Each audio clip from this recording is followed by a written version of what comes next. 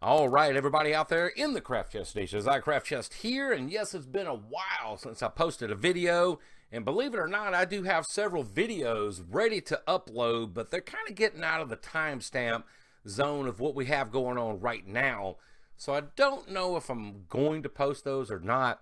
One of them is the Blair Chest Project, where I have the all-day footage of whenever I got home, all the way through landfall and post landfall and the next day, of the casualties that we had here at the underground bunker through this strong category 2, weak category 3 hurricane that recently blew through this past month. And we are still picking up the pieces around here, cleaning up the yard. I still have a tree back here that's laid up on my internet cables, and the neighbors over there actually took a lot of damage, and the people beside me over here, there's not a tree in their yard on their property that didn't get mangled, twisted, name it. It's a gnarled mess out there. I even had to try to cut some of their tree limbs back to clear the driveway out on my side, because it just snapped it off. And there was a big, gigantic, oh man, I don't know if it's a loss or not, but I've heard that they're very valuable once they get to a certain size. But for a few years, I had been watching this mistletoe clump that was growing in that tree. And I'm like, one day I'm going to take a picture of that and see how much money that's worth. Because from what I understand, mistletoe can get quite pricey. So there you go. But let me show you a couple of things here. Let me go over to this scene right here. This is the neighbor's place. I'm not going to show you, but over here, as you can see, it's hanging low. This goes up to a power pole. Is that power pole? Yeah, this power pole. This is my line over here. That's an actual cable line, the internet cable line there.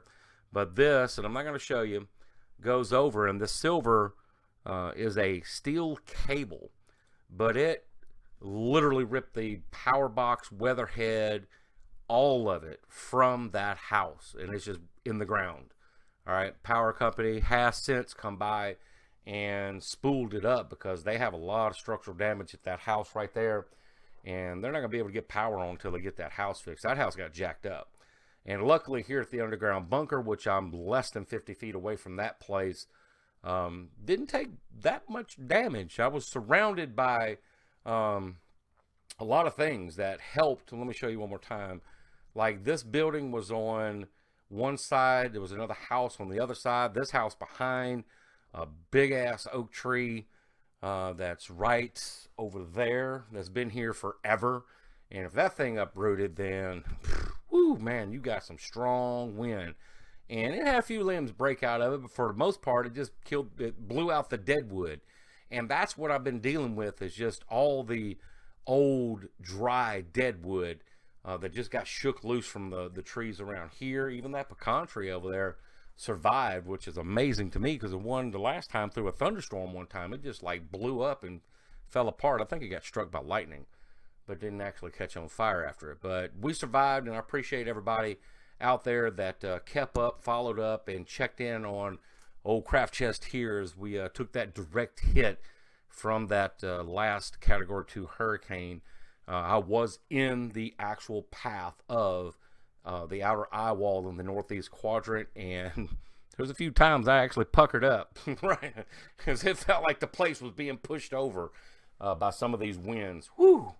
Well, let me tell you, I might actually put a few clips in here, or do like like this, do a vlog and show you some of the clips, and then stop it, maybe reaction video to the actual footage. That'd be kind of weird, but what y'all think about that? I might actually live stream that. That might be a good live stream.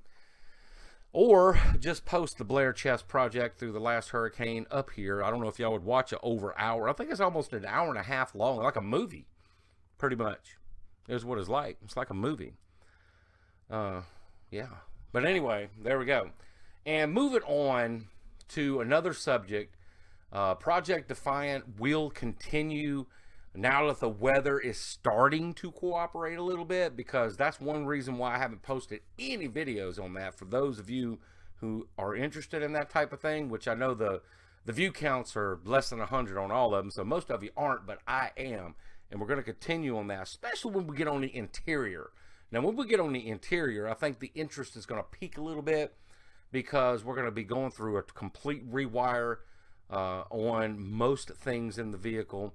We're going to start getting the interior laid out and get some fabrications going in there. There's going to be some woodwork. There's going to be some fiberglass, and the drawings and blueprints that I have of some of the things that we're going to be doing in there, if I can put it into the car, is going to look fabulous. I think fabulous. So stay tuned for that. I do have the drilled and slotted rotors. I don't even know if I posted that video. All right, I'm probably going to mention some things. You're going to be talking about, what? I don't see a video on that. But we have some drilled slotted rotors over here. We have some more wiring kit back here that we need to put in. We have more paint that came in, more tape supplies, masking supplies, and all this other stuff that we're going to actually get going on here right after I post this vlog. And I'll start getting some GoPro footage on that. Easiest thing I think is going to be to start with the drilled and slotted rotor, so we'll get that video posted ASAP. Hopefully I'll be able to do that in the next couple of hours, and there you go. And then finally I'm going to touch on something very briefly, because I don't want to go all negative on everybody out there, but I'm just going to let you be aware that there are going to be some very strong personal opinion videos. I'm not going to post the last couple that I made, I know for sure, because they are rendered out and ready to go. One of them is quite lengthy, about 40 minutes long, and another one's about 30 minutes long, on the pandemic and on how right now, today, and this is the same opinion I had a month ago, but I am even more thoroughly convinced that we are being duped on a level that we will never ever be able to comprehend until you're going to go, what the, I'm telling you. And I want everybody to be prepared for it, because I'm going to lay it out there. All right, and you know, whenever I can make some serious videos on such subjects, a lot of people get pissed off about them. All right, I've actually lost friends on videos in the past on just being real with people. I mean, you guys know this, that's been around since 2007. You know what I'm talking about. All right, but this is something that I want to get out there and get off my chest. All right, get off my craft chest. And that's not at all what that means, but I just want to get it out there and get it off my mind, really, because it's something that I think about day in and day out, how we're just being duped, all right, all the way around, with this pandemic, with this political stage, with all of it. And I might not be allowed to do so. They may actually take me down, all right. I may have to come up with a private, so I might have to get in touch with some of those other crazy people that had to get their own websites to do such. But I have to talk about it. I have no choice, because I can't be the only one. Because I have now seen people that I never thought would drink the Kool-Aid. And they have not only taken a sip, but they've drunk the whole cup. They put an IV in to get more.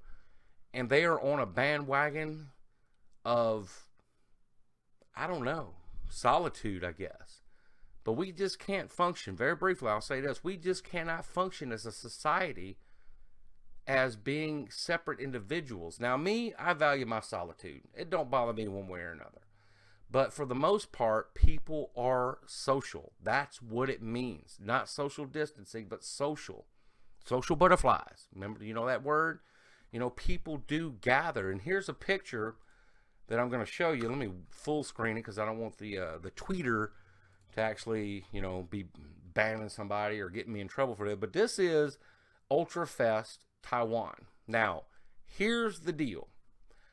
Here's what I can't tell you one way or another. And this is something they don't even say. And this is how I think we're being duped, because I don't see one person in this crowd. Let's go back and look at this one more time.